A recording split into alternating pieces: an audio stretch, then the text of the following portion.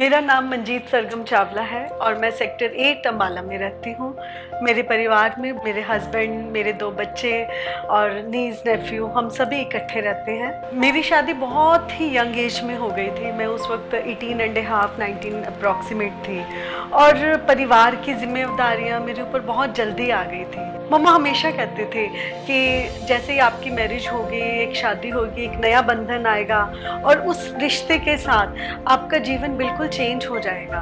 और मैं शायद इस चीज़ से बहुत डरती थी और जो मेरा ड्रीम था कि मुझे अपना करियर बनाना है, वो ड्रीम से मैं एकदम से डाइवर्ट हो गई, मैं वो नहीं कर पाई।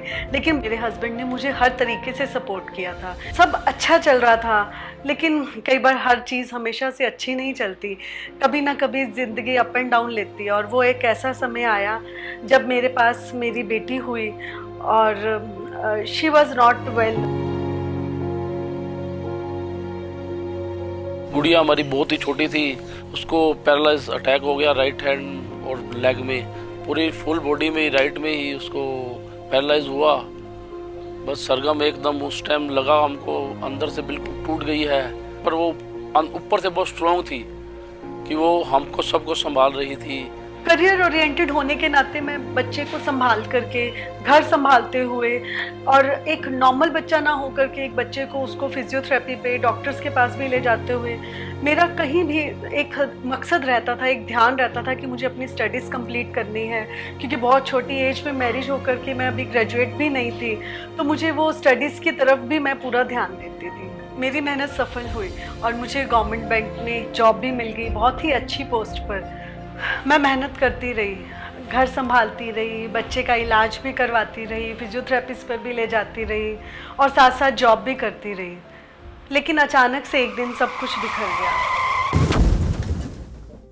एक शाम को सरगम बैंक से आ रही थी और रास्ते में उसका एक्टिवा पे 2 व्हीलर पे एक्सीडेंट हो गया और उसकी राइट आर्म में, ये जो इसे आर्म के कोनी पे कहते हैं, इसके 6 पीसीज हो गए। वो आवे लगाओ, डॉक्टर ने इस तरह कहा उसका कि ये ना तो खाना बना सकेगी और ना ये खाना खा सकेगी।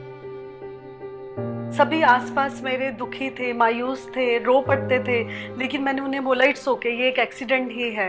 लेकिन अंदर से मैं भी मायूस हो रही थी। मैं भी ये देख रही थी कि इट्स नॉट इजी। जब डॉक्टर ने बोला कि आप इस अपनी राइट आर्म को नहीं चला सकते हो और इवन आप लिख भी नहीं सकोगे, मैं यही सोचती थी कि अब मेरे बच्चे को कौन हिम्मत देगा। मगर कहते हैं ना कि हिम्मत तब नहीं मिलती जब उसे कोई देता है, हिम्मत तब मिलती है जब उससे कोई लेता है। पूरा राइट साइड पैरालिसिस होने के बावजूद वो दुनिया को एक्सप्लोर करती थी, वो नई चीज़ें करती थी, वो मेरी हेल्प करती थी, घर में सबकी हेल्प करती थी। तो फिर मैंने देखा कि जब वो उसका इतना बड़े प्रॉब्लम के बावजूद वो इतना लाइफ को एक्सप्लोर कर रही है, तो उस दिन मैंने ये समझा कि मेरी एक बाजू से क्या मैं अपनी ज़िंदगी में आगे नहीं बढ़ सकती। तब पहली बार रोल बदले और तब मैंने अपनी बेटी को हिम्मत देने से ज़्यादा उससे हिम्मत ली। बेड पर पड़े पड़े जब मैं सेडेशंस में थी तो मुझे लगा कि टाइम बहुत वेस्ट हो रहा है। मैंने अपने लेफ़्ट हैंड से ही बुक्स लिखना शुरू किया। कई बार सो जाती थी, कई बार उठ जाती थी, लेकिन हिम्मत नहीं हारी। मैं लिखती गई और उस ड्रीम को फुलफ़िल किया। वक्त का फिर से फेर बदला और वही बुक्स जो मैं उस वक्त पर लिख रही थी, वही बुक्स आज अमेज़ॉन पे बेस्ट सेलर में गई। एक ऐसा वक्त आया था जब सब कहने लग गए थे कि इस परिवार को कौन सा श्राप मिला है कि बच्चे को भी राइट हैंड में प्रॉब्लम और ख़ुद को भी राइट हैंड में एकदम से। मेरी बेटी आज भी यही बोलती है कि जब मम्मा का राइट हैंड काम नहीं करता था और इतनी पेन में होते हुए भी उन्होंने लेफ़्ट हैंड से अपनी बुक्स लिखी, अपने ड्रीम्स को फुलफ़िल किया, तो वो बहुत हैप्पी है। अगर मैंने अपनी स्ट्रेंथ छोड़ दी होती, हार मान गई होती, तो आज भी सब कुछ बिखरा बिखरा लगता। मेरे हस्बैंड हमेशा मुझे बोलते हैं कि तू स्ट्रेंथ की देवी है, दुर्गा है। लेकिन अगर आप सच में मुझसे पूछो तो दुर्गा तो हर औरत के अंदर है और जब भी मौका आएगा हर औरत अपने अंदर की दुर्गा को सामने दिखाएगी, उसे बाहर लेकर के आएगी।